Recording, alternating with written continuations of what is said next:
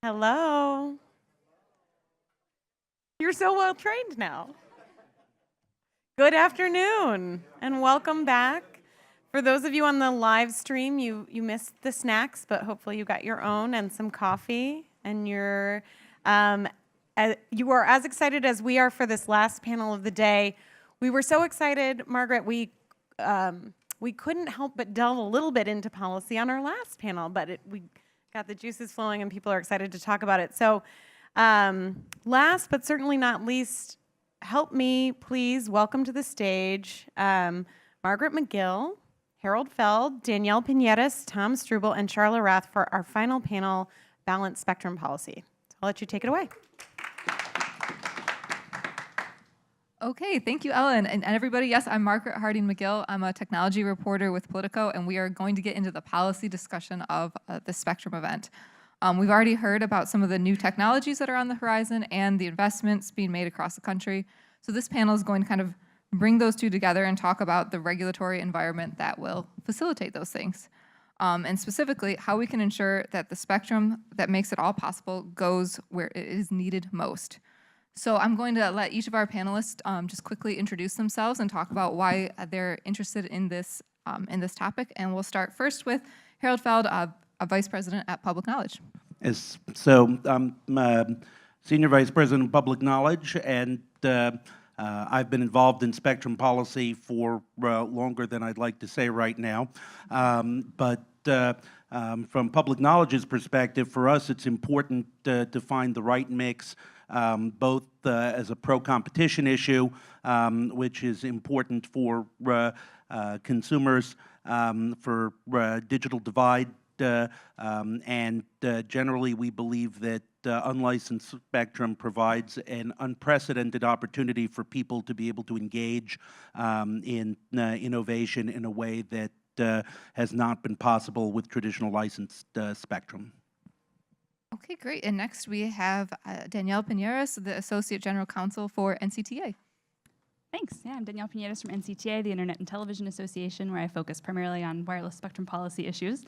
And if there's one thing that Washington and the wireless industry can agree upon, it's that we really need a balanced spectrum policy, and the question is just how do we get there? And for NCTA's members, our companies rely on both licensed and unlicensed spectrum to connect customers to broadband in their homes, to connect big sports venues, as you heard representative from Comcast talk about earlier today, and also use the spectrum in our outdoor networks. So for us, getting spectrum policy back on track means the right mix of low, mid, and high band spectrum, both licensed and unlicensed, to support growing consumer demand for technologies like Wi-Fi, IoT, and licensed mobile service. And I think if there's one thing that the studies show, it's really that we can't wait much longer to do this. The FCC will need to identify substantially more unlicensed spectrum to meet growing demand, and I think we have some interesting particular frequencies to talk about later today. Great, thank you, Danielle. And next up, we have Tom Struble, the Technology Policy Manager at R Street Institute. Thanks, Margaret. So Technology Policy Manager at the R Street Institute. My background in spectrum policies, I guess not near as long or illustrious as Harold's, but formerly law clerk with the Wireless Bureau at the FCC in the Mobility Division, working with Brian. Then also spent some time at the Competitive Carriers Association before moving to R Street. And in terms of the discussion today, I think there's nearly universal agreement that there is room in the wireless ecosystem for licensed and unlicensed, and we need some balance of both. Also balance in terms of low, mid, and high band spectrum, but there may be disagreements on the margin about where to strike that balance and what types of licensing frameworks or spectrum are best suited to certain use cases and business models. So I think that'll be the focus of this discussion. Great, thank you. And last but not least, we have Charla Rath, who's the Vice President of Wireless Policy Development for Verizon. Thanks, Margaret, and thanks for having me here. I have actually been doing this, I think, even longer than Harold, starting back before the FCC had auction authority back at NTIA, and then FCC, several small companies, until I landed several years ago at Verizon. And what I do for Verizon is I actually am supposed to be looking out to the future and try and figure out what, help with our team that looks at spectrum and spectrum needs. How do we actually go about obtaining this? And this is sort of interesting because unlike most assets, or most inputs to a business, this particular input has a very fundamental government piece of it. So that's one of the reasons why, well, frankly, why I have a job. Because, a lot of other inputs, they wouldn't need somebody, on the ground in DC. So I've spent a fair amount of my time right now. I'm primarily focused on 5G and looking forward to new sources of spectrum and actually, good spectrum policy. And in terms of the balance piece that we talk about here, we're also extremely interested in a balance of spectrum policy, and we'll talk about that a little bit more when we get into, some of the discussion here about, 3.5, about the mid-band and, both the licensed and the unlicensed side of that, and millimeter wave spectrum. So over to you, Margaret. Okay, great. And yes, we're definitely going to get into specific bands and maybe even a little bit into the weeds, but I thought it might be a good start to go broad a little bit and just kind of talk about what changes on spectrum policy we might expect out of a Republican-led FCC, and if there is a Republican view on unlicensed spectrum that maybe is different from a Democratic view. So, Harold, do you want to kick us off? Sure. It's interesting because spectrum policy has not traditionally been an area that had a huge partisan divide. That, like everything else, has changed somewhat in the last 10 years, since telecommunications long resisted the red team, blue team problem, but it has certainly penetrated to some degree. On the other hand, I would point out that there are certainly Republican champions for unlicensed in Congress. Generally, Republicans have favored auctions as a deficit reduction measure. But now Republicans don't care about the deficit, so we're cool. I would say, I think that so I'm hopeful that we will strike a balance here. The changes in spectrum policy that we've seen so far are along customary lines that separate Republicans and Democrats, notably the ownership limits, the fact that the Spectrum Frontiers order, the draft order that was circulated, proposes to reverse the spectrum screen for the microwave bands, but they are at least maintaining in the draft so far the unlicensed allocation that was made in the first order. They're also punting a bunch of other things down the road. So I think I'm hopeful that we're not going to throw out the last 8 years of trying to arrive at consensus that we need both licensed and unlicensed, and we'll continue to see an FCC that's interested in maintaining some kind of appropriate balance. Yeah, Danielle, do you want to address that? What do you think might be next out of this agency on spectrum versus, I mean, is it going to be like reversing what we saw in the Democratic? I don't think so. I agree with Harold that I think spectrum policy is more of a bipartisan issue, and I think we'll continue to see, wins and losses for unlicensed and wins and losses for licensed going forward. Certainly it's been clear to me that spectrum and wireless deployment are a priority for this chairman. Since he took office, we've seen Spectrum Frontiers, mid-band NOI, 3.5 changes, opening a wireless deployment docket. So there's a lot going on here to keep all of us spectrum policy lawyers in Washington busy. And I think we'll continue to see activity on this out of this commission. Tom, do you see any areas where you think there will be specific changes? Sure, yeah.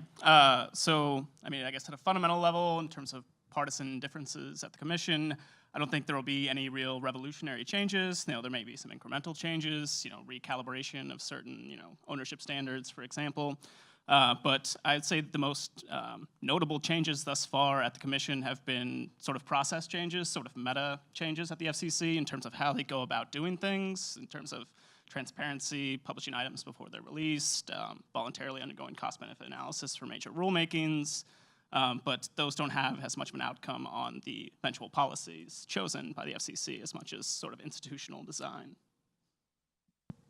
What do you I'm, think on I'm the not sure policy? there's really anything to add to that, other than I agree with most what everybody has said, is that this, you know, there may be some more partisan issues, as Harold was alluding to, that have to do with, competition and competition policy and how it's played out in spectrum policy. But in fact, I think I would not expect this commission, I cannot even imagine why this commission would not see the value of unlicensed spectrum over, licensed spectrum, that there will, but it gets into what the balance really is, and how do you actually determine that, and how much should be determined, by the market, which I think, interestingly, the prior administration also used a lot of that same kind of language in the Spectrum Frontiers report, that just saying, we in this country have a very different system than they do in other places, and what they want to do is sort of like, let's get the spectrum out there and let industry figure out how to make the best use of it. And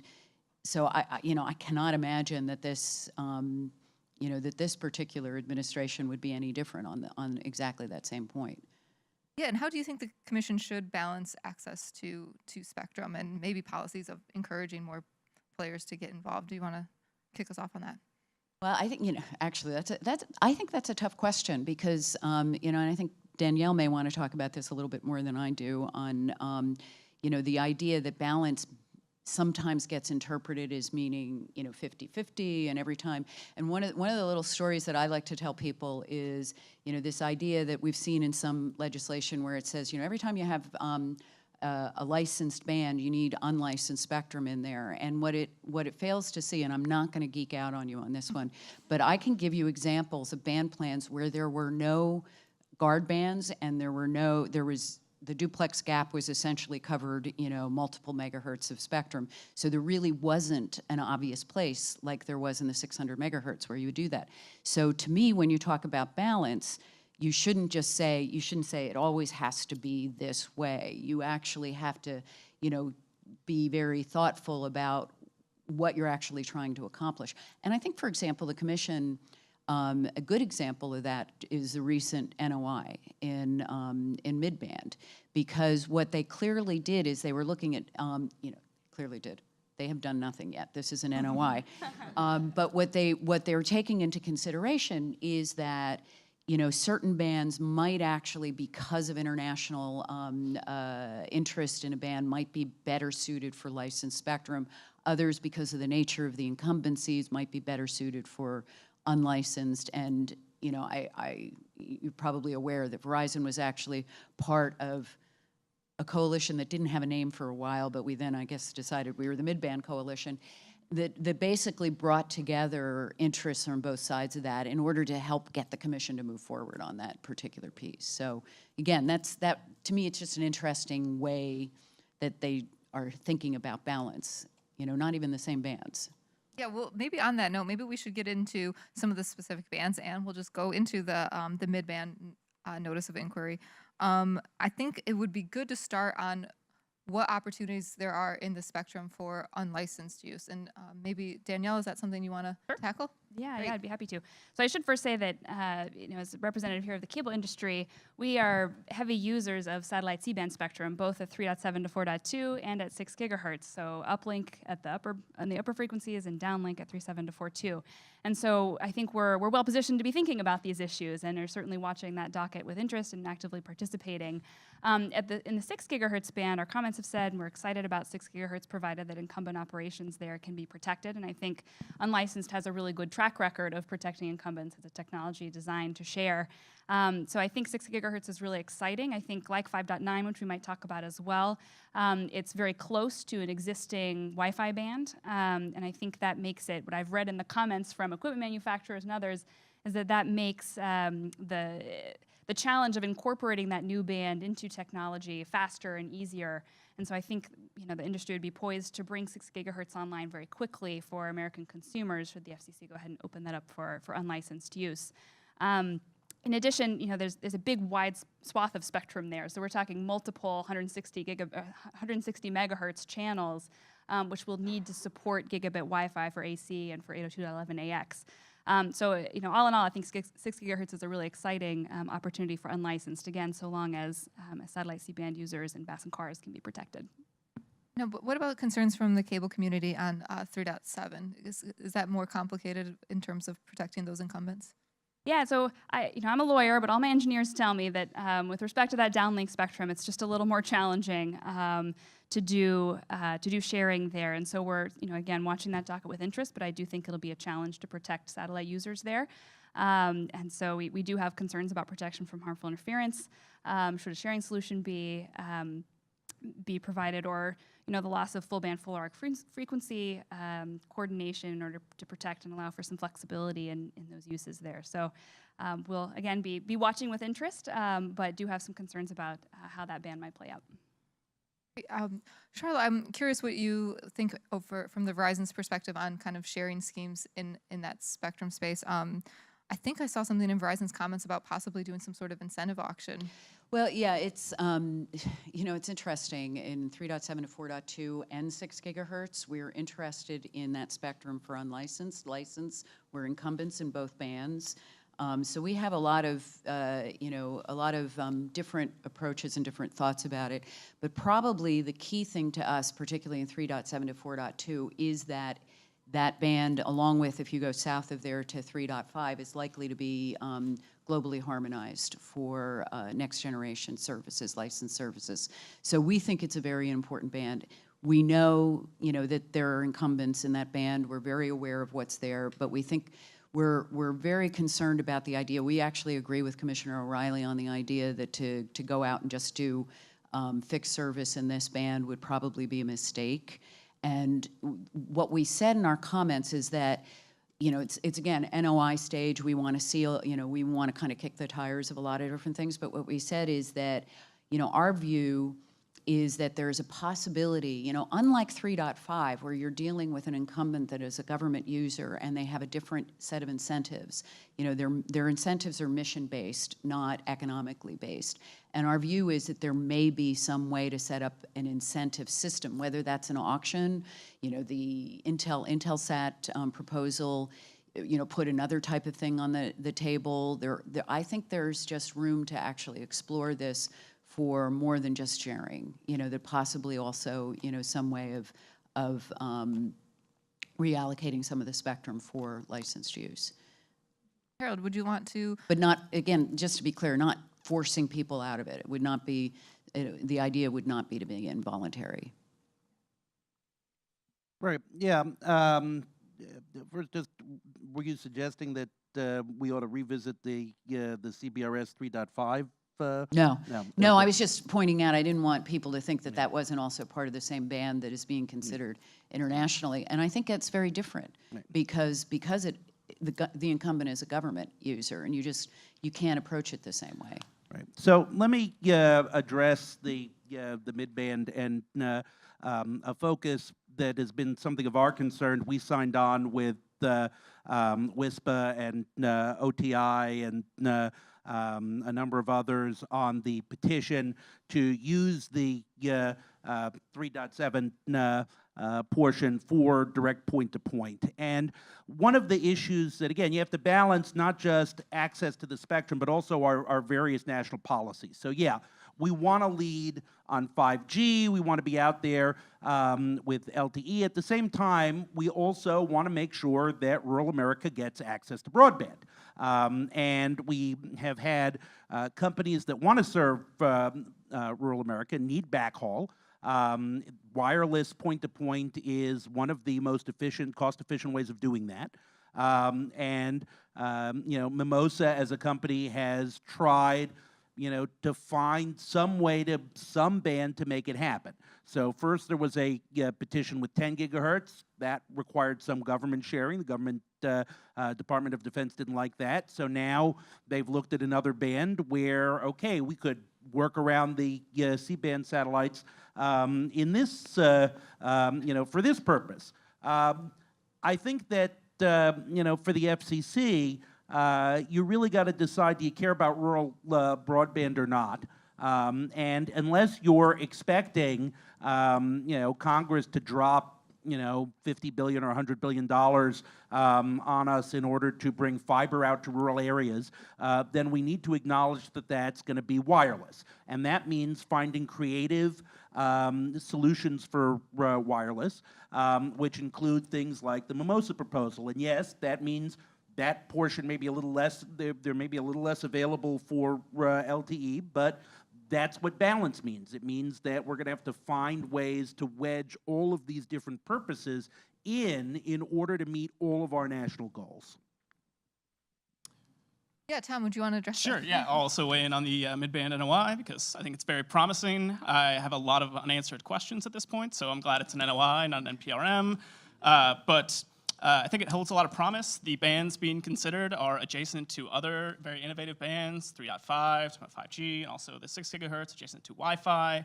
I think, if we were looking at this from in a green field, what should the spectrum be used for? We might disagree, but as with spectrum policy, it's not a green field. There are existing uses in the bands we have to consider before making any choices. And I think the most logical way to get these bands put to more productive use would be to extend the neighboring frameworks. So for 3.7, maybe extend the CBRS framework up. For 5.9, maybe extend Wi-Fi up. But you have the problem of incumbents. You have incumbent satellite users, connected car users who obviously don't want to be displaced or interfered with by new broadband applications.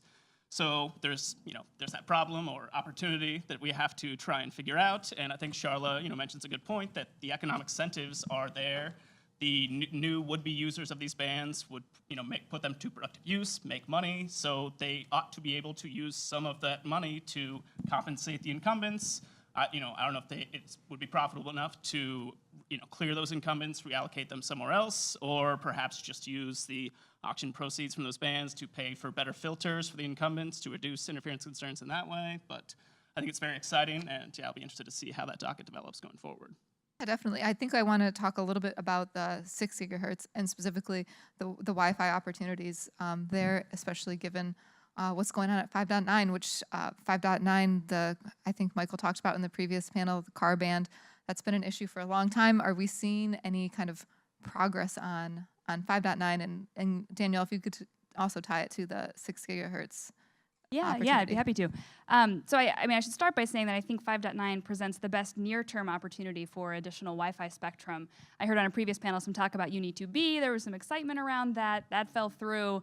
The FCC did some great work opening up Uni 1 with better technical rules for Wi-Fi back a few years ago. But it's been a little while since we revisited additional unlicensed spectrum in the mid-band frequencies. And so I think we need to take another close look again at 5.9 and 6 and what that combined ecosystem might mean for Wi-Fi access, especially with these new standards that require such wide bandwidth channels to deliver those gigabit speeds. So I think 6 is even more interesting if you do 5.9 and connect those dots between Uni 3 all the way up through 6 and 7.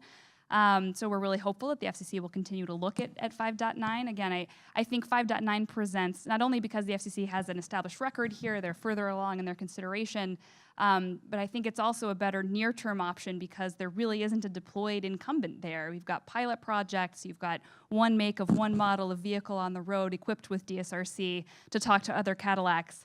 But you really don't have the same kind of deployed incumbent operations that you do in C-band spectrum, for instance, or the really active C-band and fixed links and other things up in 6. And so for that reason, I think 5.9 really presents the best near-term and most exciting option for Wi-Fi. So we're hoping that the Commission will continue to take a close look at that and hopefully move forward in the near term. And again, as I said, with respect to 6, I think it's, again, most exciting because it could mean that one big wide swath of spectrum that we didn't get down at Uni 2B all the way through, but could now see from Uni 3 all the way up through 6 and 7. Great. And Harold, I wanted to ask you, I know there has been some tension between maybe the FCC and the Department of Transportation on what should we do with 5.9, and it's kind of gone on for a long time. We have a new commission now at the FCC. Do you think they're more likely to push it forward? Well, I actually think the bigger change is at Department of Transportation, where the previous secretary of the Department of Transportation was very wedded to the DSRC plan, and the new Secretary Chow, in good Republican fashion, is not fond of tech mandates. And I would say is perhaps rightly suspicious when the largest automobile manufacturer comes to the department that is supposed to regulate them and says, please impose a mandate on me and my rivals so that they have to adopt my choice of technology. So I'm hoping that DOT will back away, especially because we are seeing that there are LTE alternatives in the market. There are other technologies that are out there, and if we open it up for unlicensed innovation, we would have more opportunities for people to innovate in this space. So I remain hopeful. It's certainly one of the things that all of the commissioners, with the exception of Commissioner Carr, who was not free to speak his mind previously, but all of the commissioners have previously said that they thought that opening it up to 5.9 to unlicensed was a good idea and that they should be prepared to move forward on that. Yes, certainly the prospect of having a band, we heard in the first panel how we really need a large contiguous band to make full use of the new Wi-Fi technologies that are out there, particularly 802.11ax, we could, start deploying things in there very quickly if the FCC gave the word. So I'm hopeful. Okay, Charlotte, did you? Actually, what I wanted to do is, I didn't know whether you were going to move off the NOI. I wanted to just mention a couple of things about the 6 gigahertz band. Yeah, definitely. I had mentioned earlier that we're incumbents in both 3.7 and 4.2, and 6 gigahertz. We're much more heavily engaged in 6 gigahertz. We have thousands of microwave links. There are, I think, close to 100,000 microwave links totally across the nation, and it's not just carriers, it's private users. It's actually, for those of you who've been around long enough, it's when we moved the PCS, when we opened up the PCS band, we moved everybody up to the 6 gigahertz band, and they were kicking and screaming, and now we all love it there. It's actually, it is a very good band, but it's one of the reasons, and I had mentioned this earlier, one of the reasons why when we were all looking at it as a group, it seemed pretty clear that unlicensed use was, much better use of that band on a sharing basis than any kind of licensed use. But what we're still struggling with, quite frankly, is we need to see more from the unlicensed community in terms of mitigation techniques, so that we can really understand how this is going to work. Unlike some of our carrier brethren, we didn't say no. We basically still believe that it's potentially a very good band for unlicensed. But I just wanted to make clear that, just like you had said, Danielle, in the lower portion of that band, the upper portion of the C-band, it also does have some interesting pieces, and just doing part 15 as you would normally do it may not be enough in that band. It may actually require some additional pieces. Like I said, we're waiting to see. We hear that a lot of, there may be things put on the reply round that we'll get to actually be able to kick the tires a little bit on that one. Okay. Could I jump in on that one just real quick? Yeah, to build on that, I think that the commission might be well positioned to move forward on pieces of that spectrum, faster than others. So there are a couple of proposals on the record to cut it up, not just in the 2 chunks that the commission identified, but even to subdivide that band a little further based on which incumbents are in which piece. And as Charlotte said, there might be different things to do to protect the various incumbents in those different frequencies. And so, we'd certainly, I think, encourage the commission to, again, provided satellite C-band can be protected, to move forward quickly in those frequencies where it may be easier to protect incumbent operations. There's just one point I'd add to this, which is one of the problems that invariably comes up in these things is nobody builds technologies for rules that don't exist. One of the difficulties that we've always had in these spectrum discussions is the response is always, well, but I don't trust that. That's a new technology. All technologies are going to be new technologies at one point. I'm glad that Verizon is keeping an open mind. I have to say Verizon has been one of the more forward of the carriers in terms of how they will integrate licensed and unlicensed into their mix.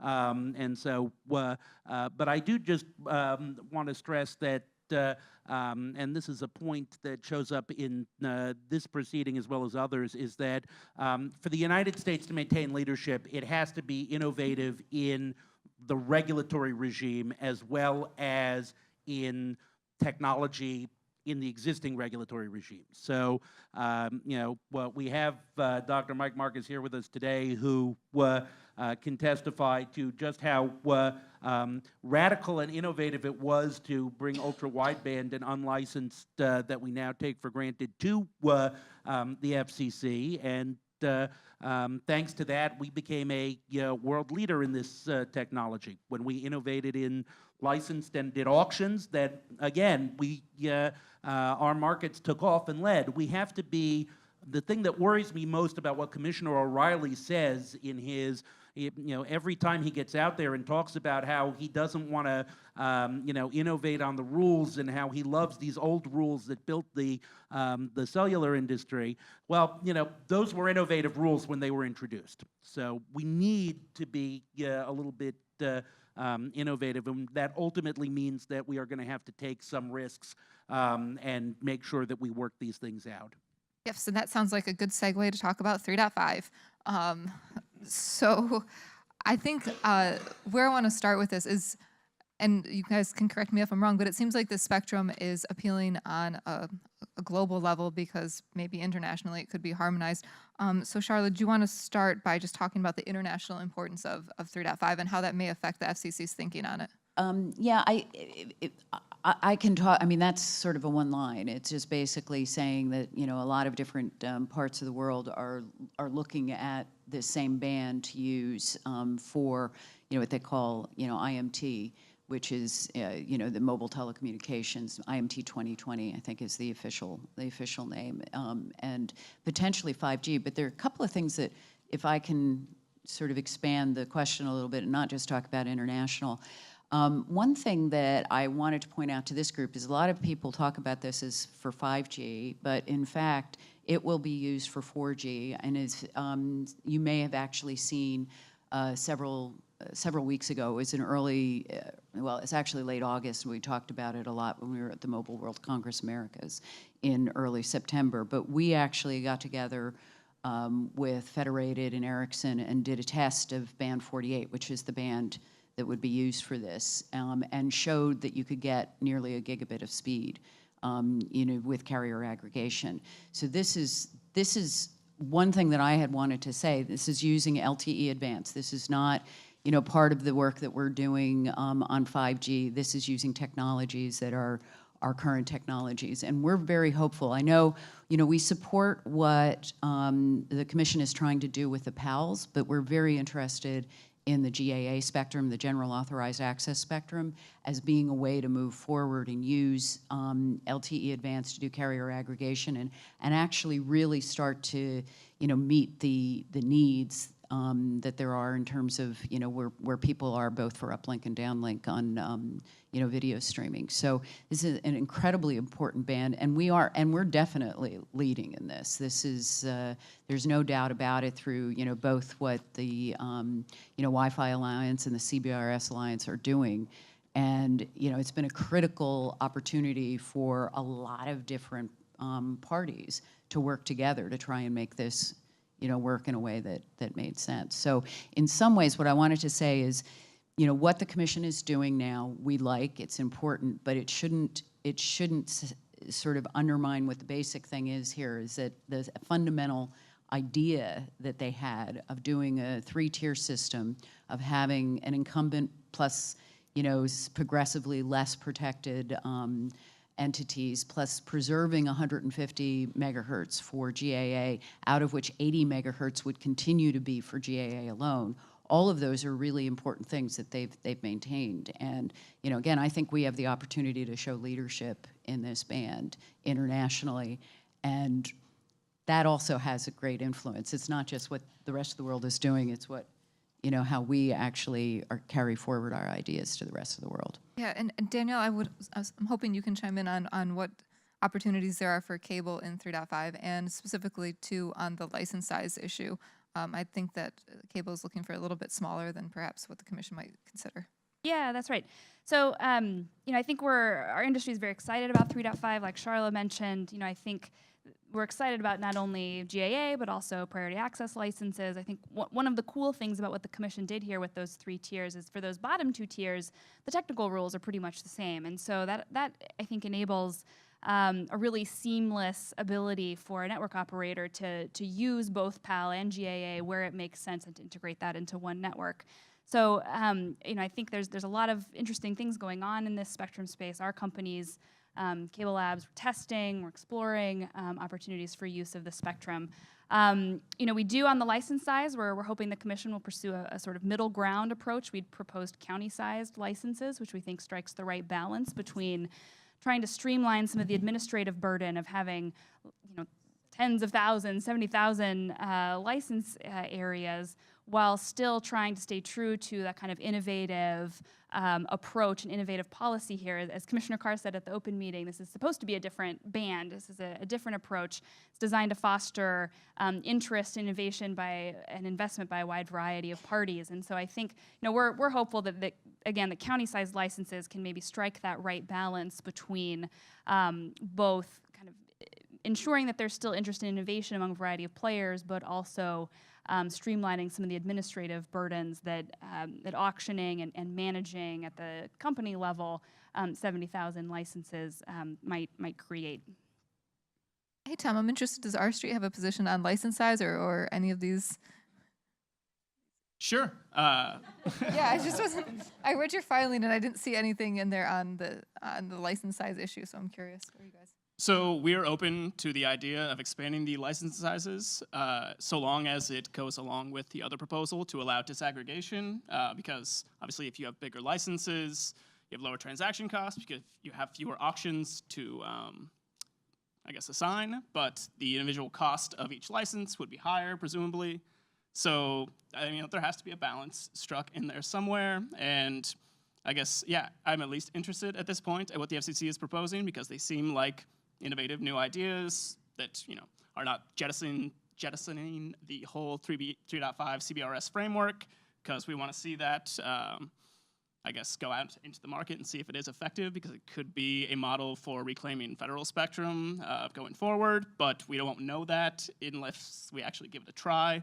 So we support the commission's thinking right now on the item in that they are pressing ahead with the existing framework, but they're looking at tweaks here and there that might, incentivize further deployment and investment in the band. Of course, it is only an NPRM at this stage. They are proposed changes. If, like the T-Mobile petition that proposed to change it all to PALs, if there's no support in the record, then the FCC is not going to change anything. But if they don't ask the questions, then we won't know. Yeah, Harold.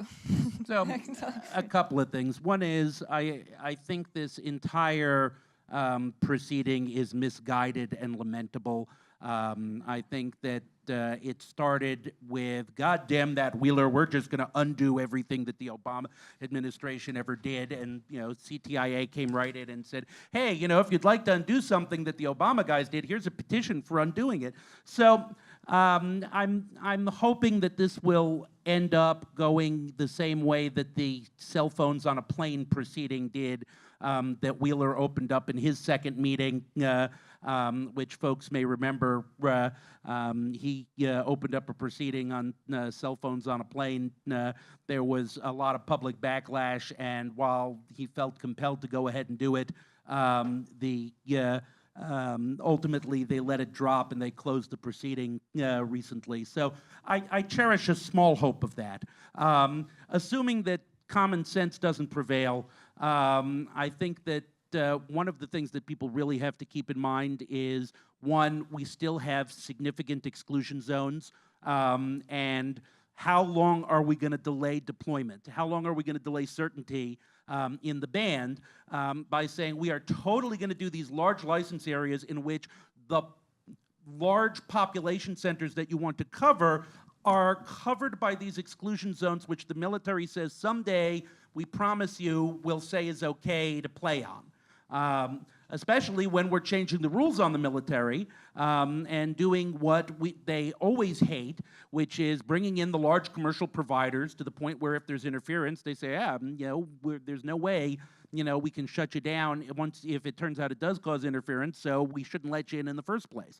I am particularly concerned that nobody has bothered to check with DoD on how they feel about changing the rules like this midstream and what impact that will have on getting us out of the exclusion zone difficulties.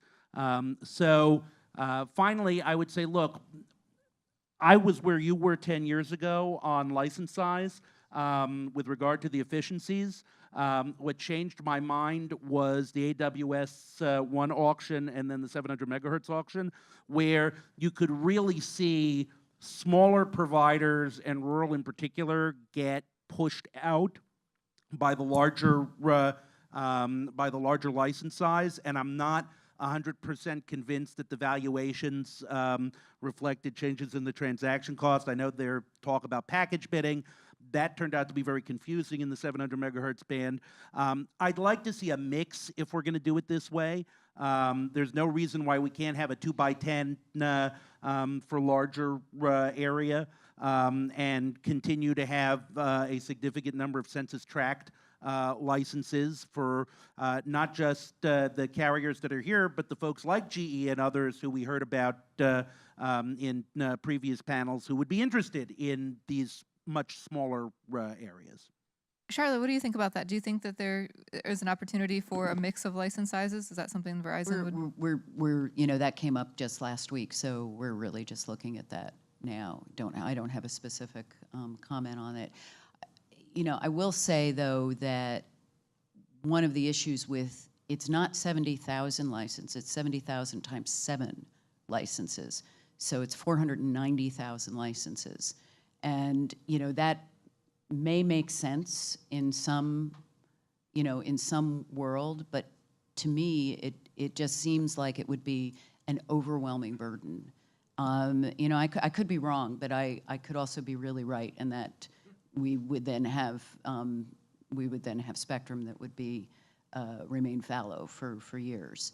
And so I also worry about the FCC's ability at this point to actually deal with that level of an auction. So I think, and the funny thing to me is that, one thing, if you guys follow this, PEAS, what is in, was originally in the CTIA proposal, we don't really like them. They're really small. And it's funny for us to be in a position where we're actually defending something that was created for rural carriers, so that they, the fairness of participating in the incentive auction. So, I mean, if you've seen our comments over the years, we actually like fairly large licenses, EAs, even nationwide. But, PEAs to us seemed for CTIA to put something on the record that was actually, you talked about counties being, a middle ground. We were looking at PEAs as being the same thing. Okay, I do want to. Oh, I just Tom, want do to you add want to? one more quick point that I thought about as Harold was talking about package bidding. I guess in reconsidering the license sizes here, so long as that also comes with the ability to disaggregate licenses, I think you could see some interesting bidding arrangements, not in terms of packaging multiple licenses together, but in terms of multiple firms bidding together jointly on a single license. For example, GE or some hospital utility partnering with a carrier to bid on that license, and with the condition that the smaller provider, the factory or the hospital disaggregates and gets their own license out of the broader license that the carrier bids on at auction. I think we could see those sorts of joint bidding arrangements possibly in that auction. Similar arrangements have been proposed in the past. I remember Sprint and T-Mo proposed to do that with AWS3, and that was blocked because it seemed like too close to a merger, as I recall. But I think that's an interesting point to consider as well. Yeah, and I do want to move on to talk about the some of the high band spectrum issues because the FCC will be voting on them next month. But before we do, Harold, I did want to get your thoughts on the idea that these larger licenses could perhaps be partitioned out and the feasibility of that actually happening. Partitioning has been allowed in other auctions. It has not had tremendous impact on the way the auctions have gone. Our concern is, to see how it would work, particularly, again, in you speculate on the problem of doing 70,000 auctions, although I will point out that Professor Milgram has put a filing in that said, yeah, we could do that, but you're not going to know until you actually try. I feel the same way about some of these with regard to partition, except the difference is we've tried partition in the past, and it just hasn't had significant impact in terms of creating opportunities for the kind of players who have expressed interest in census tract. Okay, I do want to move on to the high band spectrum issue because, like I said, the FCC is going to vote on, and I believe it's an order and an NPRM. Maybe it's an FNMPRM. About just about everything you It's, can yeah, imagine. I was like going through trying to keep it all It's a fruit straight. salad. So basically, every FCC like- acronym you can think of is they're going to vote on it. So let's get into that. I was reading through it, and one thing I noted that might be a good jumping off point is they talk about the commission is not convinced that additional unlicensed spectrum is needed in the millimeter wave bands. So let's get started there. Danielle, what do you think? Do you agree with that? I'll jump in first and say that it was great to see an additional 7 gigahertz of spectrum from 64 to 71 for unlicensed. We're really pleased that the draft would affirm that what we think is a very good decision. There's some interesting technological developments going on there. I think WiGig is poised to take off, which would allow for sort of short range in-home applications, maybe moving around video wirelessly, augmented reality, virtual reality. I think some exciting things there, especially in combination with 802.11ax or other Wi-Fi standards to bring even better connectivity to the home. So, I think there's a lot of interesting potential in those high frequency bands. I think unlicensed technologies are poised to use those frequencies quickly. And as far as whether that's enough, I think it's just too soon to tell. I think that's the challenge, and we sort of danced around this in other panels today, but the challenge with finding the right balance for spectrum policy is that it's predictive. You're looking forward, you're looking to the future, you're trying to see what technologies will take off and develop and be proactive and find the right frequencies with the right propagation characteristics for the right technology at the right time to take off. And so, I think it's maybe enough for now. We were, I think, pleased that the commission left maybe a door ajar with respect to 70 and 80 gigahertz. They didn't decide to move forward with unlicensed in those frequencies as NCTA had proposed at this time, but certainly, I hope the commission would be open to that going forward if it turns out that, those WiGig technologies or other unlicensed technologies we haven't envisioned yet really take off, and we find ourselves in a place where we need additional unlicensed spectrum in those high bands. Charlotte, I was hoping to get your thoughts on the order and also kind of the possible use cases for some of this spectrum. Thanks. Couple of things. One is I am less concerned about the balance unlicensed, licensed in that band than I am about the balance between terrestrial services and satellite. That I think, our view is the commission actually adopted a very good order last year, and they really didn't need to do anything to change it, but they're making changes to allow, more sharing for satellite in some of these bands.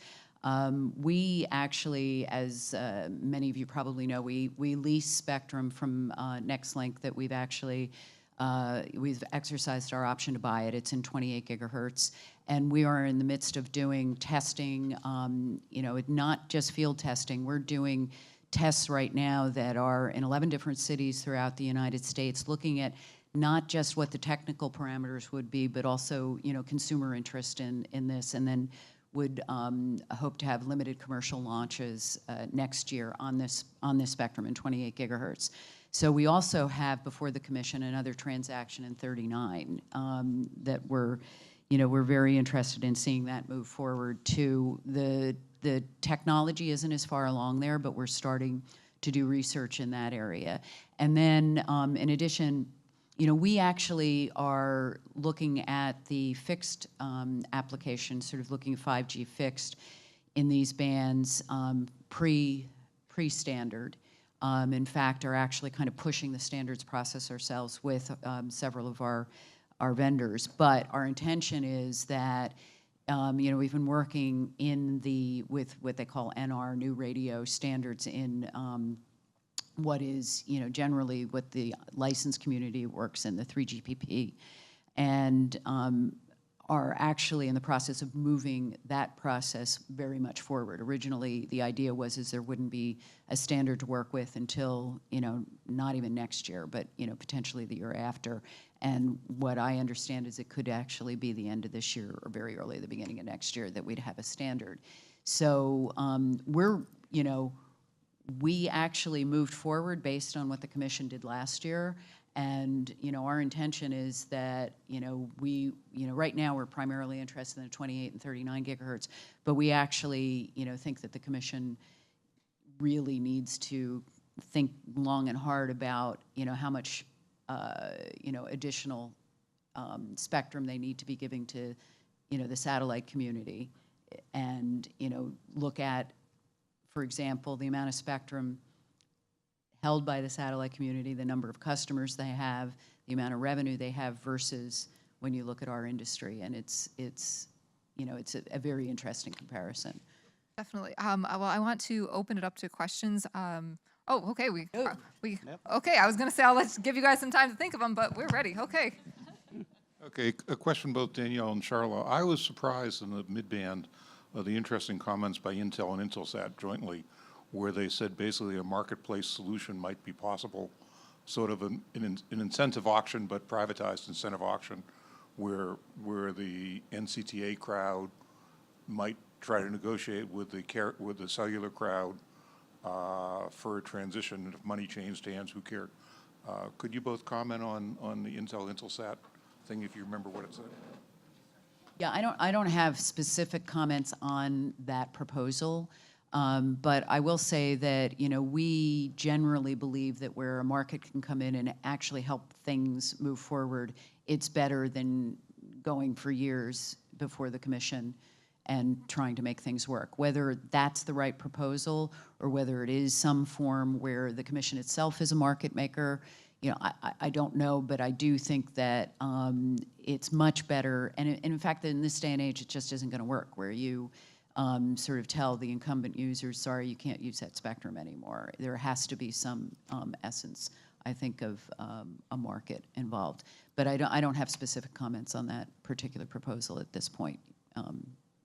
Yeah, I'd say the same. We're still sort of evaluating, thinking through how that would work and socializing that idea with our members. I will say, I think it would take more than just Intelsat to make that a viable proposal for the carriers and to be interested.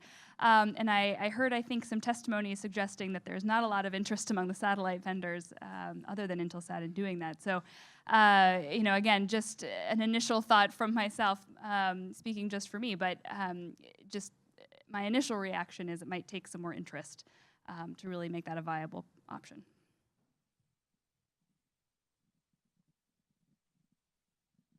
Thank you, Peter Flynn from Viasat.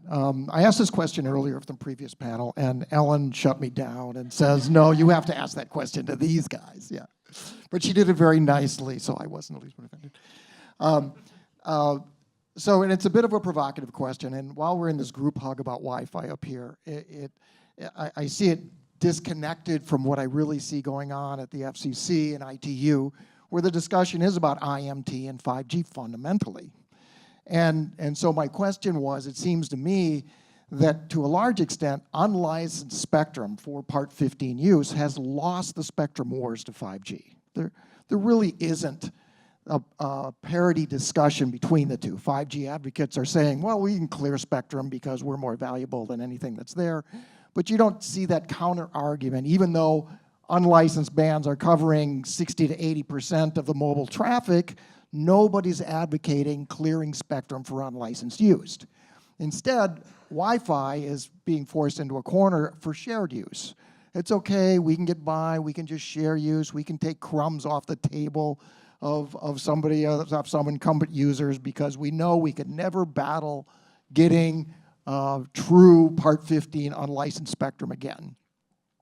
And so my question to you is if this continues, if it continues to be a discussion about auctioning off spectrum is the only real thing that the CBO will ever sanction, and the battle over spectrum has continued to be lost by Wi-Fi advocates, do you really see a position for Wi-Fi 20 years from now, given the fact that more and more vendors are building Wi-Fi equipment right next to small cell cellular equipment, hedging their bets to be playing in both markets? I'd love to take that one. So I think we actually heard some good answers from the equipment folks on the last panel. On the policy side, I'll just say I think we love crumbs. This is what unlicensed does, right? I mean, we're supposed to operate. We share. We operate in frequencies where other people operate. Now, is it easier for us to operate when the spectrum sharing environment is easier? Absolutely. So there are some bands that are easier to share than others. But I don't think by any means that we've lost the war. In fact, I'm not sure there is a war. And I'm glad you brought up 5G because we didn't get a chance to talk about that so much today yet. But I think it's become very clear in kind of reading comments and in reading scholarly discussions and trade press on these issues that unlicensed will form a really important part of 5G networks. So when we talk about spectrum for 5G, and this may get lost sometimes in the policy discussion, but when we talk about spectrum for 5G, it needs to be not just licensed, but also unlicensed. Heard some previous panelists talk about the need for capacity, and unlicensed can be a really strong addition in that space. But you know, the Ciscos, the Intels, Nokias of the world are talking about how do we get a variety of radio access technologies and a variety of different kinds of spectrum bands, unlicensed and licensed, all together to meet all of the different IMT 2020, all the different 5G requirements, and for all sorts of different kinds of use cases. So, you know, I certainly have been making an effort to talk about unlicensed in terms of what it might do and how it might add to the debate about 5G. But certainly from my perspective, the Commission should be thinking about licensed and unlicensed in terms of meeting the 5G requirements. I know Harold wanted to take this too, and then Tom will go to you after. Yeah, I think you're right. I think the industry, the Wi-Fi industry has done an absolutely lousy job on fighting the spectrum wars. It's had me tear my hair out on more than one occasion. We're trying to, you know, we've had people, you know, call us when, you know, they're drafting spectrum bills and say, can't you guys get together on some proposal?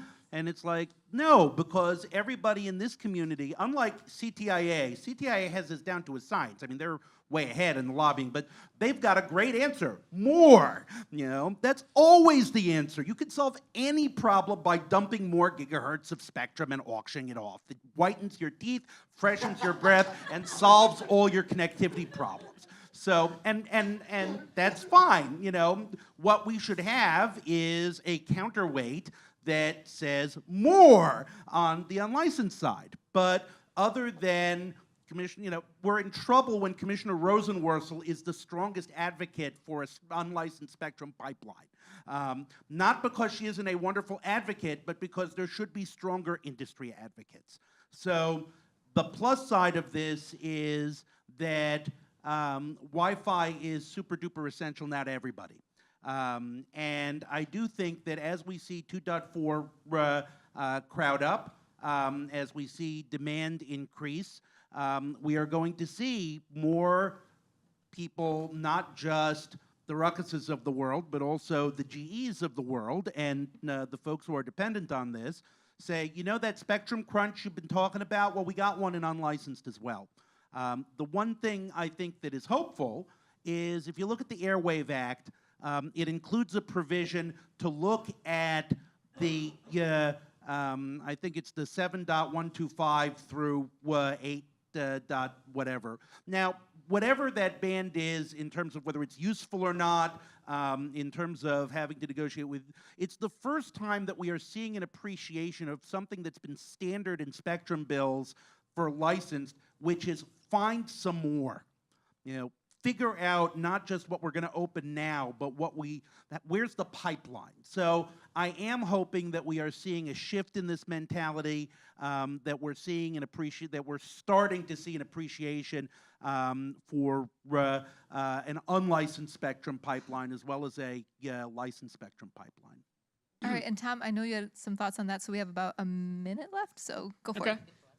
I will be succinct as I can to weigh in on that and try and wax philosophical in the time allotted and tie back into the ultra-high gigahertz stuff. I think we need licensed and unlicensed up there because there's new innovative technologies we're trying to develop up there. I think as Harold said earlier, no one builds a new technology without rules in place.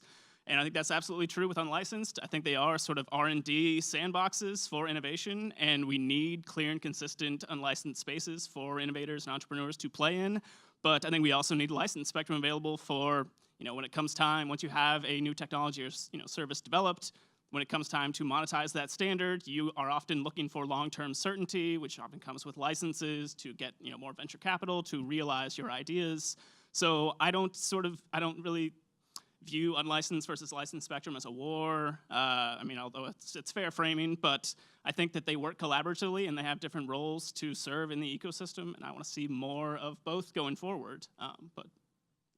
And just one quick point in that I also don't think it's a war, but I do think that one of the issues is that you and I both have a great job in that we don't have products in the market. Everybody who is in there with a product in the market or a business that they're advocating is advocating for their business. It's not their job to look ahead and think about what's going to be the best public policy and more innovative.